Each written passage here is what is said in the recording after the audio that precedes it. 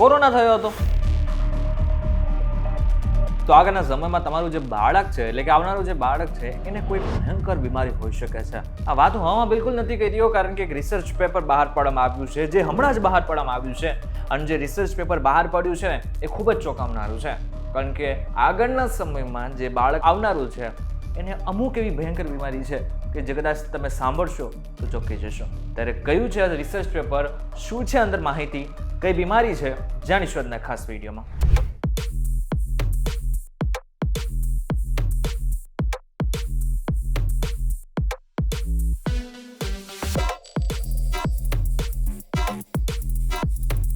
નમસ્કાર, welcome back focus વી digital પર તમે જોઈ રહ્યા છો ડિગ્રી ડોઝ અને હું છું આપનો દોસ્ત કરણ ચરોતરા. આમ જોવા જઈએ તો કોરોના તો ખાસો સમય થઈ ચૂક્યો છે અને આપણે લગભગ હવે કોરોનાને ભૂલતા પણ થઈ ચૂક્યા છીએ. પરંતુ આ કોરોના જેવી રીતના ફેલાયો હતો એવી જ રીતના એની અસર પણ એટલા જ વર્ષ સુધી રહી શકે તેવી પૂરેપૂરી શક્યતાઓ છે. 2025માં એક રિસર્ચ બહાર પાડવામાં આવ્યું છે. આ રિસર્ચ નેચર કોમ્યુનિકેશનમાં આવ્યું છે. તેનું શીર્ષક છે paternal SARS-CoV-2 infection and impacts sperm small non coding RNS અને increase anxiety in offspring in a sex dependent manner. કદાચ તમને હું બોલ્યો હશે ને તો કંઈ જ ખબર નહીં પડી હોય તો ચિંતા કરવાની કોઈ જરૂર નથી. આને સામાન્ય ભાષામાં તમને કહું ને તો આનો મતલબ સીધો એવો થાય છે કે જે પુરુષને પહેલાં કોરોના થયો હતો એના સ્પર્મની અંદર ઘણા બધા ફેરફારો થયા છે, એના RNAની અંદર ઘણા બધા ફેરફારો થયા છે, જેને જ કારણે આવનારું જે બાળક છે એ પછી ફિમેલ હોય કે પછી મેલ હોય એને ચિંતાની એટલે કે થોડી એન્ઝાઇટીની, જેને આપણે સામાન્ય રીતે વિચારવાયું કહી શકીએ, ઓવર થિંકિંગ કહી શકીએ, ડિપ્રેશન કહી શકીએ, એવી બધી સમસ્યાઓ થઈ શકે છે, એવું આ રિસર્ચ પેપરની અંદર કહેલું છે. હવે જે રિસર્ચ કરેલું છે એ કોના ઉપર કરેલું છે? એ માણસ ઉપર બિલકુલ નથી કરવામાં આવેલું, એ એક માઉસ એટલે કે ઉંદર ઉપર કરવામાં આવ્યું છે. એક મેલ માઉસ એટલે કે જે મેલ ઉંદર છે એની અંદર કોરોનાના અમુક વાયરસ નાખવામાં આવ્યા હતા અને 4 અઠવાડિયા પછી તેને સ્વસ્થ માદા સાથે મેટિંગ કરવામાં આવ્યું હતું અને પછી તેમના બાળકો અને બાળકોના બાળકો ઉપર આની અસર જોવામાં આવી હતી. આ બધું જ કરવાથી એક સીધી વાત સામે આવી કે વાયરસના ફેલાવાથી તો કંઈ જ નથી થતું, પરંતુ હા એક વસ્તુ છે કે પુરુષના સ્પર્મમાં જે ફેરફાર કરવામાં આવ્યું એ વસ્તુ એના બાળકોમાં અને બાળકોના બાળકોમાં પણ જોવા મળી. હવે વૈજ્ઞાનિકોએ આ બધી વસ્તુ માઉસ એટલે કે ઉંદર ઉપર ટ્રાય તો કરી, પછીના જે પરિણામો છે એ થોડા વધારે પડતા ચોંકાવનારા હતા.